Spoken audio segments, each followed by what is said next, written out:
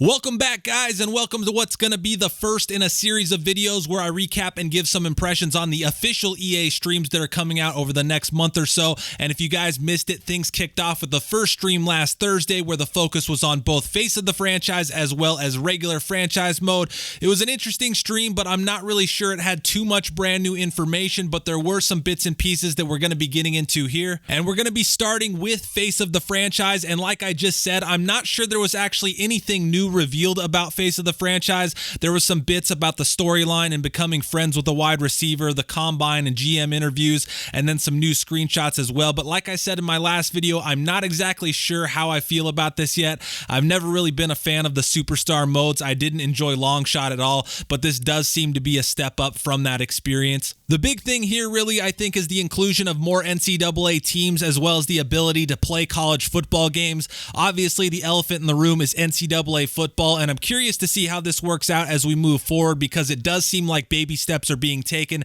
to getting some kind of college football game back. Also, I've seen the term full games in terms of Face of the Franchise thrown around and used a couple of different times, and I actually wonder how true that's going to be or if it's going to be more of a play the moment type thing where you only play offense. And if that's the case, I do think that saying full games is a bit misleading. But beyond that, you have a playable combine, which is one of those things that I've seen requested quite a bit for regular franchise mode. And while I do think it works really well for a superstar style experience, I do think that it'd be a really tough thing to incorporate into franchise just because I feel like it'd either be something that's really time consuming with all the different prospects or something where you wouldn't really get much useful information out of it. But another thing that Face of the Franchise is going to bring that I really hope makes it into other areas of the game is the face creator. This is something I felt like should have been in Madden a long time ago, and Madden's creative player suite has always felt quite a bit behind other sports games, and this is something that I'm hoping is able to be used when it comes to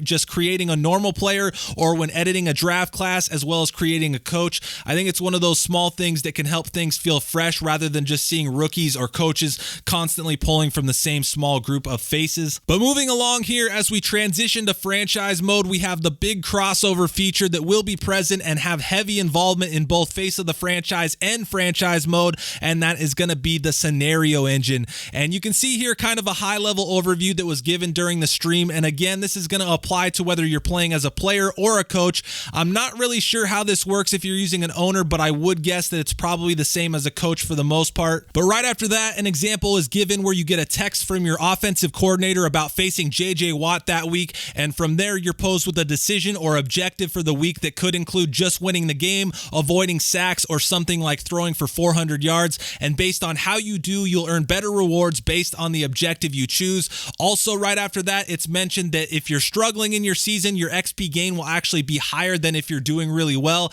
and I'm not going to get into that too much. I'm personally not a fan of that kind of approach. I think for a solo CFM, that's fine, but I can already see that being something that frustrates multi-user CFMs, and I know that line was probably also something that caught a lot of people's attention as well. I do wish we would have seen some more examples of scenarios because like I mentioned before or last video, I do think this is something that carries a ton of potential in terms of storytelling and keeping you immersed in the mode, but I also think there's a fairly fine line between that and something that becomes really arcadey and gamey and ends up actually having an adverse effect on the mode. I did like the example given of a late round pick having a good game and then a scenario popping up giving him a chance to earn XP or an upgrade in dev trait and break out, so to speak. My main worry here though is just that I don't really want to see this go in the same kind of direction awards took where performance is so heavily incentivized and it almost feels like game to game you're just stat chasing rewards each week. That being said though, I know that there's going to be a number of factors at play here, which is why I wish there would have been more shown because I don't think the community really understands or has a complete grasp of all that this can or does encompass yet. But without knowing the entire scope of scenarios and how organic they are as well as how realistic or gamey they feel, it's hard for me to lean one way or another, and for right now I'd say that I'm just right down the middle. There's a ton of potential here, but I also have a good amount of worries about how it's going to be executed. Moving along to something that we'll be talking about heavily next week, which is going to be Superstar and X Factor abilities, but right now we're going to be focusing more around how those affect dev traits, and franchise mode will now feature normal, star, superstar, and superstar X Factor dev traits, and both Superstar and Superstar X Factor devs will be able to have Superstar abilities, while only the X Factor dev will be able to have a zone ability. Just just my initial reaction to this. I do think that superstar abilities should be able to apply to any player no matter the dev, but as you guys will see next week, some of them are pretty powerful, and with the focus being so much around superstars, I don't really mind that they're limiting them to those players. But one thing here that isn't mentioned in the Gridiron Notes that was mentioned on stream was that for those superstar or superstar X Factor dev players, their dev and abilities are actually going to be hidden until they reach a certain snaps or games played threshold, and I absolutely love this. I love the way Madden 12 used to do things, and that fog of war element is something that I want to see applied to tons of different areas of franchise, and I'm really hoping this is just the beginning, and based on what was said on stream, I do believe that to be the case. And so like I just mentioned, it's going to hide their dev and their abilities until a certain number of snaps or games are played, and a couple of things I saw a lot of after the stream was the desire for more of this and people wanting all dev traits to be hidden, as well as some complaints about it only being superstar and X Factor devs being hidden, and that kind of defeating the purpose because it might be hidden but you already know they're still a star. And while I do agree somewhat, I think the main goal right now is to just hide those abilities as well as a player's potential to earn the X Factor ability without going too far and kind of scaring people away from the fog of war concept. But believe me, I am on board with the thought that there needs to be more of this for dev traits, scouting, ratings, and more,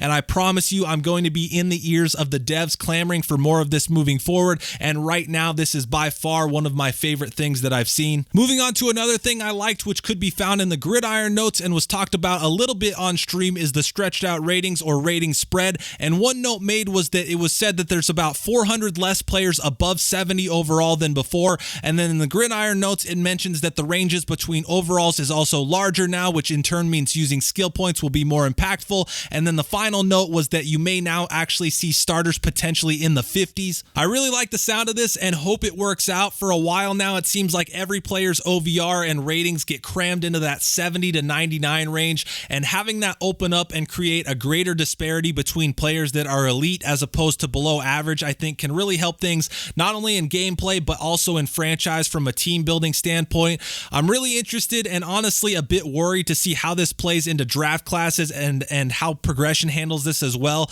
Whenever you make a big change like this that affects a lot of different areas, you open up opportunities for some collateral damage, but overall I do really like this idea and do hope it sticks as well. Continuing forward here, we get a look at the new depth chart screen, and one of the first things that jumps out here is the different player card colors, which represents a player's dev trait, which I think is a nice move. Yes, it does look a lot like MUT, and no, I don't really care because it's useful information that now takes one less click for you to see, which is something that I always like. I'll be interested to see how this is handled for rookies, but I'm guessing they'll just be black or white or something. But just looking here, you've got bronze, which is normal dev trait, silver, which is star, gold, which is superstar, and then red, which is going to be your superstar X Factor dev trait. Moving along, and to the one thing that I really had an issue with from the information that we got, and it related to schemes. But starting on the positive side, as mentioned last video, we do have some new schemes coming into the game, and it was also mentioned that existing schemes were updated as well, which is a good move, as there were situations last year